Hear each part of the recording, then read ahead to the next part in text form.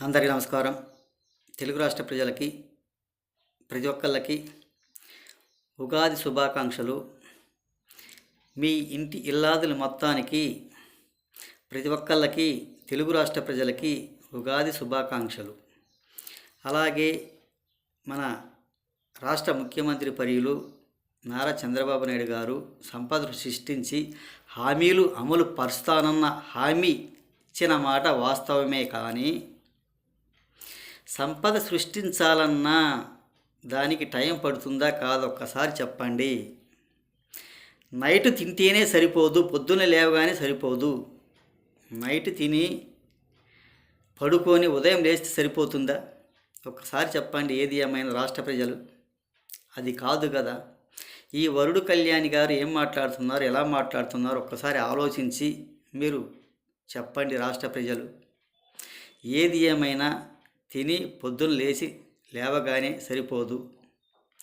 కంపెనీలు రావాలన్నా, పెట్టుబడులు రావాలన్నా, పెట్టుబడులు పెట్టాలన్నా ఆ కంపెనీలు వర్క్లోకి దిగాలి, వర్క్ చేయించాలి. అప్పుడు మనకు సంపద వస్తుంది. అవునా కాదు ఒకసారి చెప్పండి ఆలోచించి.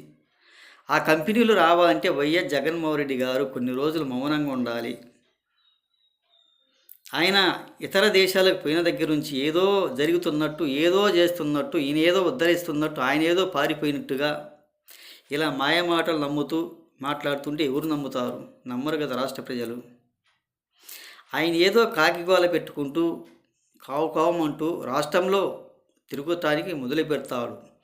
ఆయన ఏదో ఎక్కడికి పోయినట్టుగా, ఏదో దాపెట్టుకోవడానికి పోయినట్టుగా, ఆయన లేనట్టుగా, ఈయనేదో రాష్ట్రంలో ఉద్ధరించుతున్నట్టు 5 సంవత్సరాల పరిపాలన ఎలా చేశాడు, ఏ విధంగా చేశారు అందరికీ ప్రతి ఒక్కరికి తెలుసు కదా. అలా తెలిసి కూడా ఈరోజు ఇలా మాట్లాడటం ఎంతవరకు మంచిది ఒక్కసారి ఆలోచించి చెప్పండి. వరుడు కళ్యాణి గారు, వరుడు కళ్యాణికి కొంచెం బుద్ధి చెప్పండి. అది మంచిది కాదు, అది సాధ్యపడదు. మీరు మాయ మాటలు మాట్లాడుతున్నారు.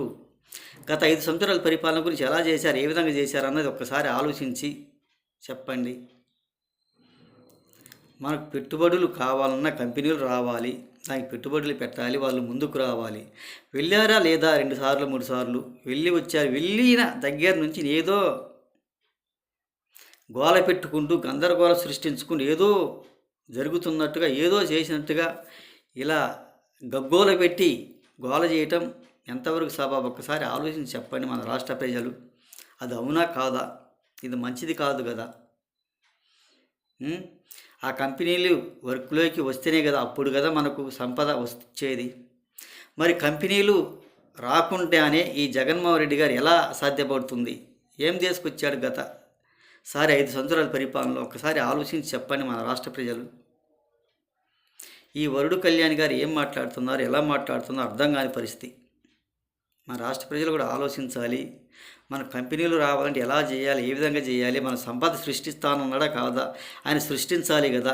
కంపెనీలు వస్తేనే కదా సంపద అనేది వచ్చేది అనేది ఒక్కసారి ఆలోచించుకోవాల్సిందిగా. మనకు నిరుద్యోగులు కూడా చాలామంది కూడా ఉన్నారు. వాళ్ళకు జాబ్ క్యాలెండర్ వదలాలి, ఖాళీలు భర్తీ చేయాలి. అవి చేస్తాడు, చేసి చూపిస్తాడు. ఇటువంటి వరుడు కళ్యాణ్ లాంటి మాయ మాటలు మాట్లాడే వాళ్ళు చాలామంది కూడా ఉన్నారు. వాళ్ళ మాటలు నమ్మబాకండి. సంతకాడ తినగానే ఉదయం లేవగానే సరిపోదు, కంపెనీలు రావాలి కదా అన్నట్టుగా వ్యవహరించాలి. ఇటువంటి పనికిమాలిన మాటలు, మాయ మాటలు మాట్లాడితే ఎవరు నమ్మరు, సహించరు. ఒక్కసారి ఆలోచించని రాష్ట్ర ప్రజలు అని తెలియజేస్తూ ప్రతి ఒక్కళ్ళకి హృదయపూర్వక ధన్యవాదాలు.